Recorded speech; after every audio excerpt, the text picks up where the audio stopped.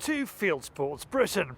Coming up, we're calling in foxes and proof, if you needed it, that Roy Lupton is a superhero. We're out putting our four-legged friends through their shoot day paces with one of Skinner's top gundog trainers. First, he might be a world champion shooter, but George Digweed is probably the world's most reluctant wild boar shooter.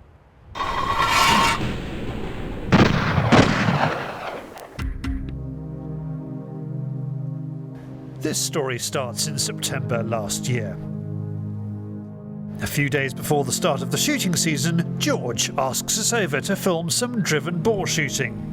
Not in Germany, but Sussex. The reason? Unprecedented boar damage to his cover crops. It's put him in an impossible situation. I hate it, to be honest. If I'm honest, it's not something that, I'd love to see him about. I think they're a wonderful animal. But being a conservationist, I also understand that stuff has to be controlled. I wouldn't want to see massive damage done everywhere, and I wouldn't want to see the last one eradicated. With only 2 beaters, it's going to be hard going, but George is desperate to move them on. He positions himself near a damaged fence line, a semi-auto filled with solid slugs. This is one load he isn't prepared to put through his competition Baratzi. The guys work through the maize crop, but the only thing that shows itself is a fox which doesn't realise how lucky it is. The beating line, such as it is, pushes through another couple on the estate, but they are boar-free. The alternative strategy is even less appealing to George, lamping them. Tonight the rifle I'm using is a Tikka T3, a 308 calibre. Sussex Police have a minimum requirement of 270 to shoot wild boar, and you have to have it on your licence to be able to go after them. So it's one of the reasons I've been called in to do this. Is I've got permission to shoot the ground and I've got boar on my licence. So we're meeting all the requirements tonight to be able to go after them in a legal manner, and hopefully we'll get a chance at one. George has a 308 and 243 with him, keeping his options open, and with good reason. The night starts with some foxing action. George not only has to protect his cover crops, but his birds too. As you'd expect, it's a well-executed shot. And when the light touched it, it was obviously a little bit lamp shy. It'd been shot at before, I would think, and it turned and ran here, ran about 10 yards, stopped and looked over its shoulder, and that was just enough to get a shot at it. But it was about probably 250 yards. But nice shot, nice safe background into the bank. Nice start. 200 yards further on in the super smooth electric Polaris, he bags another, just yards from the pens. This one's a big lad. Very, very big fox. Well, probably one of the biggest foxes I've seen. I mean, it's a real big dog fox. Thick set as well, a lot of muscle. So, that would have been a real hunter killer, so it was a good one to get. On the other side of the estate, we get our first sight of pig. They cross along the fence line and disappear into the wood. George considers a shot, but lets them go. He isn't happy taking a shot at this range at night. The last thing he wants is an injured boar with no means of tracking it. That was the last chance George had before the game season started. Tonight, 4.5 months later, we're on boar patrol again. They're creating so much damage for me at the moment that I've got to go and do something about it. So I don't think there's huge amounts, but I just think that to take 1 or maybe 2 out is a way forward to hopefully move them on and push them back in the woods where they can, root up an enemy roots and bulbs and those sort of things. In a normal year it wouldn't be a problem because they'd be on the acorns, hard on the acorns in the hardwoods, but there's no acorns at all this year, no chestnuts. So consequently they're out after everything they can get their hands on. The damage to the ground and the feeders is clear to see, and George is confident we'll spot one tonight. However, just like last time, the fox is the first target, and George is keen to see it drop. And this is the reason why. Now, we just shot that fox in here now, and he was working up through the park. And the reason he's working up through the park is it's been a windy night. Some of these pheasants have been blown out the roost. If you look over there, look, in the light, now, there's a pheasant on the ground there that's been blown off the roost. See that? If a pheasant gets blown off the roost, that'll be it now. You won't go back up to roost tonight. We drive through the maze. The boar's acorn substitute this winter, but there's no sign. However, the foxes are not being so shy. No lamp-averse animals here. If I see a fox and get an opportunity of a fox, I've got to take it, 'cause otherwise I'm not doing my job. George drops one after another, the hum of the Polaris keeping them sitting pretty. There's even a pair running together. George gets the first. The second runs, but a drive through some other fields accounts for her too. There's frustration for all. George needs to scare these animals back into the woods so they don't interrupt the gathering up work at the end of the season. We'll be back for our elusive Sussex boar in the next few days. We've made a lot of films with George Digweed over the years, and if you'd like to see some of them, just click on the link up there behind me. Now it's David on the Fieldsports Channel News Stump.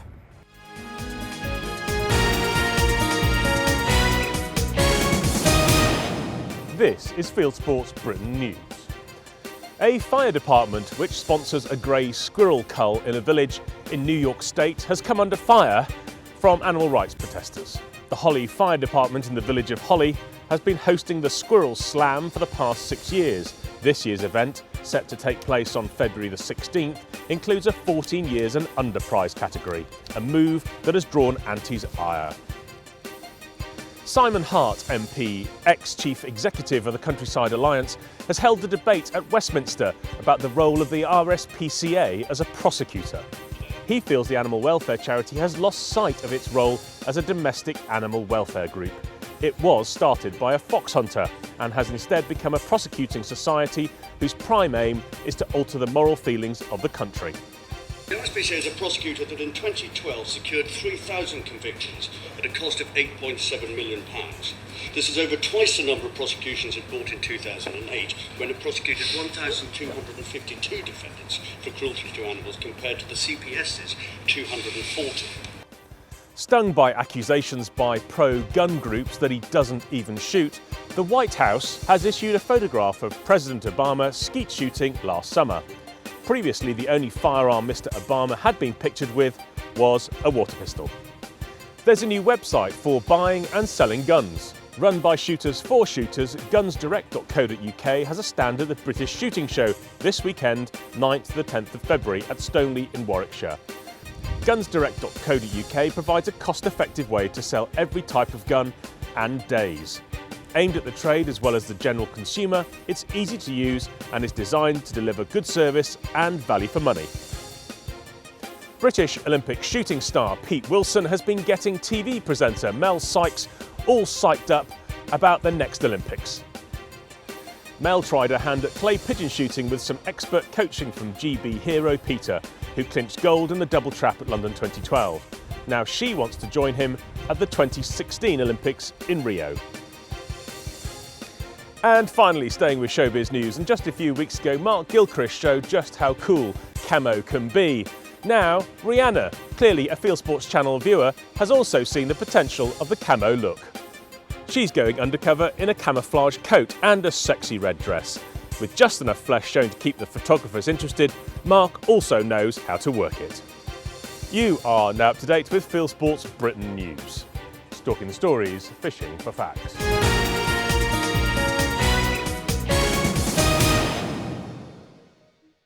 Thank you, David. Now, how close have you ever called in a fox?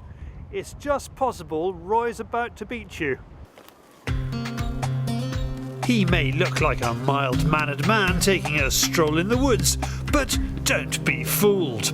With the coast clear, he nips behind a tree and transforms himself into the human leaf. It's not the most flamboyant of costumes, but he needs to be brown, buff and beige if he is to defeat his nemesis, the fox. We're just going to have an experiment, have a call and just see exactly how close we can get some of the foxes. unfortunately, as you'll see in here, the conditions today are about the worst you could possibly want for calling foxes. I think we're going to have to rely on one of the harsher calls to punch into the wind to try and call the foxes from up the hill in front of us. So we'll give it a go and see what results we get. The plan is simple. How close can the human leaf get to this most cunning of adversaries? It's going to require stealth, skill and a very tight-fitting ghillie suit from Jack Pike. David knows Roy can see a fox, but frustratingly he's too low and can't see over the rough stuff. But Roy is happy with the first blast. With the little setup that we had there, a vixen had made her way down and had tucked up behind a log about 20 yards away from me, no more than 20 yards.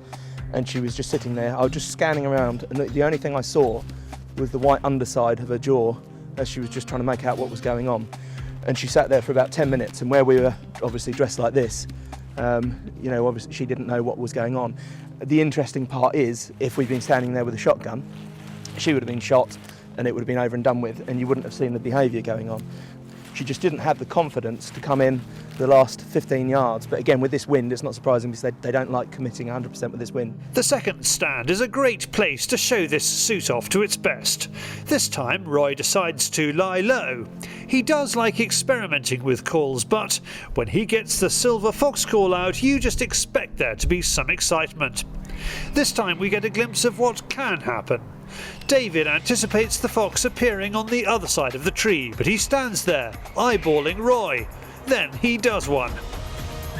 Roy flaps around thinking we have world-class footage. Instead, the gods are against us once again.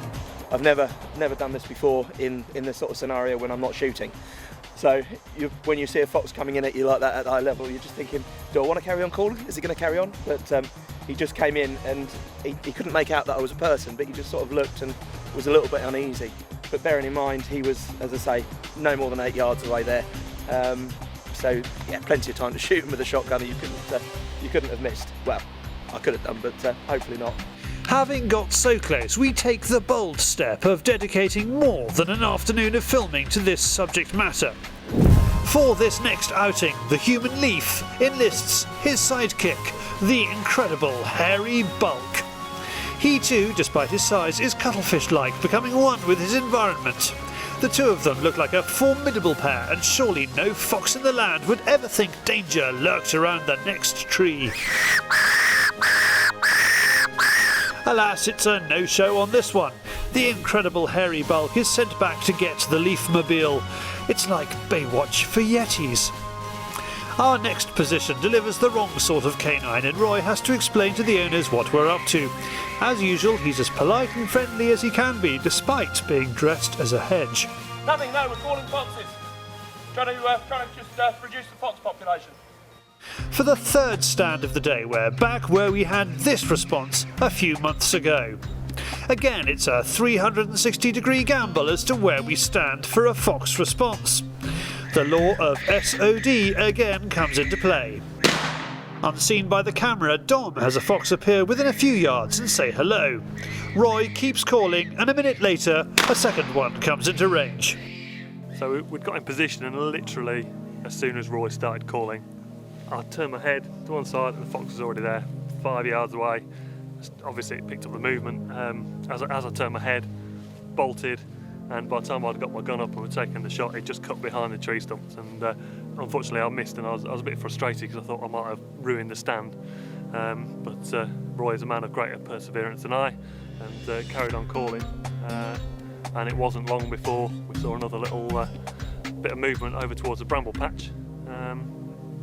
And it was fox number 2, and I'll let Roy explain that because he was rather more successful than I was.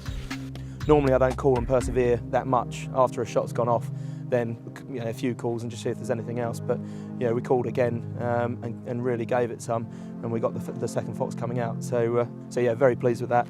It's just a shame that we didn't get that one on camera. It's a great result, but again we failed to get the shot of the human leaf plus confused fox in frame. We dedicate another day to the cause. This time we get 2 responses. The first fox goes unseen until Roy stands up. It's tucked up in the brambles 30 yards away. This one spots the camera. Right, Never before has so much time been spent trying to get the perfect shot on Fieldsports Channel. Roy knows the ghillie suit works, but we want that 5-yard image. This time we've brought more cameras. However, the GoPro becomes a no-pro and dies, so we're down to 2. It takes at least 5 minutes for our first fox to appear in the undergrowth. Who knows how far he's come? David spots him, but Roy has no idea we have a customer. Before he gets too close, he is startled by an unruly cameraman. Rather than just concentrating on the sound, he was sort of trying to look and see what was going on as well. He probably just picked up a bit of the camera movement or a bit of David flicking about there.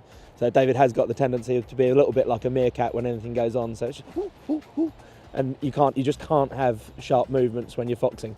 Everything's got to be very, very slow, just twisting and just looking very, very softly. But David hasn't quite managed to get that yet. He's too much of an excitable child.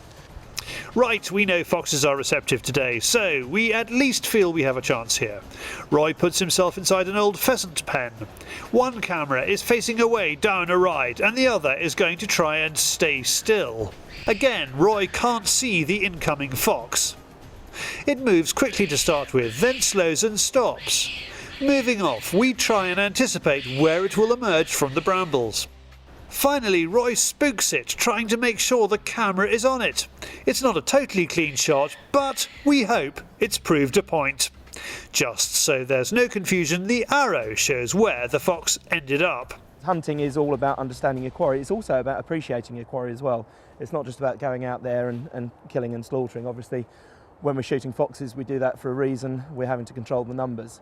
But you still respect and admire your quarry.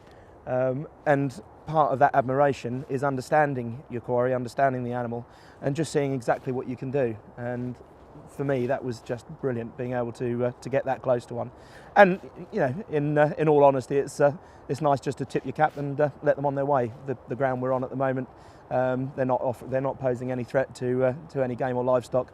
Obviously, you know, we're not silly. We realise that they're going to move on from here and come onto other land, but then they'll have to be dealt with. But all the time they're in here, then yeah, we can leave them be and have a little bit of fun.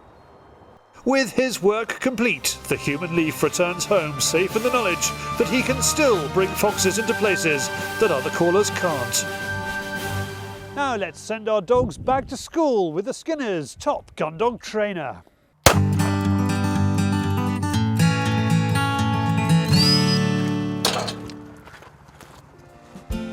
Some dogs look at brambles and have no fear, but some say no fear. Top gun dog trainer Ricky Moloney has a dog he wants to encourage. It comes down to individuals. Some dogs are going to be fearless in cover. Some dogs, through experience, learn that game is going to be located in the thickest cover. So hopefully, with enough days out picking up, with enough days out shooting, the dog will learn its trade. It will get the miles on the clock. With the dog that I've got like Den, he's the type of dog that he can be a little bit retiring, a little bit shy when it comes to ferocious cover. So I've got to teach him, irrespective of whether he fancies it or not, if I give him that command, I know better, he's got to carry out that command. There's no question of does he fancy it or not. What I want to do is to teach that young dog, it's not all about long retrieves. You've got to believe me and go where I'm telling him. He's not the bravest in cover, so he didn't want to face it, he wanted to run off up the edge. It's not the object of the exercise. But supposing as in this case where you might have been wrong, where it wasn't where you said it was. I've pulled the dog off it, but at the same time the dog's got to do what I think, because I'm the driver. What training can you do in the summer when the game season's obviously not underway? I wouldn't be putting dogs into thick bramble in the summer when I'm training on dummies. I wouldn't put dogs into fierce nettle in the summer. For me, if I've got a little dog like that I've seen is quite shy, I'm going to give it a good season picking up. I'm going to let it learn its trade, and hopefully with enough game and with enough experience, that dog's going to cotton on. So without me forcing an issue, the dog actually does it itself. So it's apprenticeship, not college? I think so, yes. Yeah, certainly. Ricky Moloney runs Ribblesdale Labradors. This series on gundog training tips is brought to you by Skinner's Petfoods, maker of the Field and Trial range of gundog feeds. Visit skinnerspetfoods.co.uk. From gundogs to the wider world of hunting on YouTube, it is Hunting YouTube.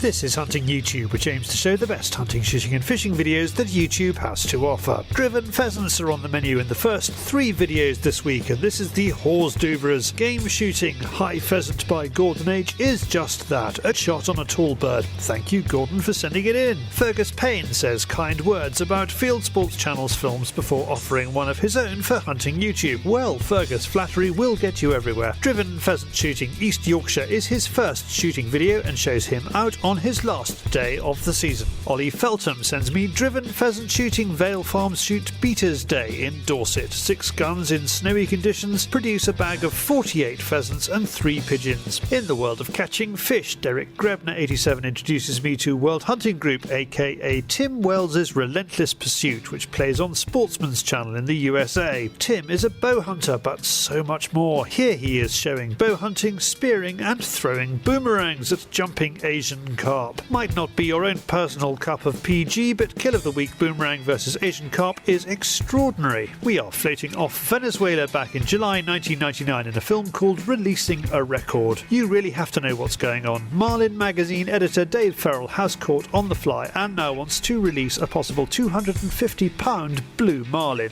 It's a big fish. The current fly fishing world record is 289 pounds. If you do love marlin fishing, however, you will get this. Waikari Moana is a great channel from New Zealand, and here is its review of deer stalking in 2012. With clients, they shot 198 red rusa, samba and fallow deer, and this is a handful of the good shots they choose. Peter Tjonavig from Bergen in Norway sends us Wild Boar Fever 2 Hunter's Video, a golden oldie from 2.5 years ago, and a promo for a DVD sale. Filmed in Hungary, it's a fairy tale scene starring lots and lots of wild boar rushing through virgin powder snow. This is driven hunting at its very best. Viewer Jan Renaer from Belgium sends us this film of wild boar in a small stand of maize that's about to be combine harvested. It's just one clip and really a game of count the boar. Jan reckons there are 27 of them. You can click on any of these films to watch them. If you have a YouTube film you would like us to pop into the weekly top 8, send it in via YouTube or email me, the link charlie@fieldsportschannel.tv. Well, we are back next week, and if you are watching this on YouTube, please hit the subscribe button, which is somewhere around the outside of the screen, or I shall put a button just here. Or go to our website, fieldsportschannel.tv, where you can click to like us on Facebook, follow us on Twitter, or scroll down bottom right, you'll see the constant contact box. You can pop your email address into that and we'll send you news about our programme every week. Or another link on the screen just there will take you to our weekly newsletter, which is the words version of the programme you've just been watching. This has been Fieldsports Britain.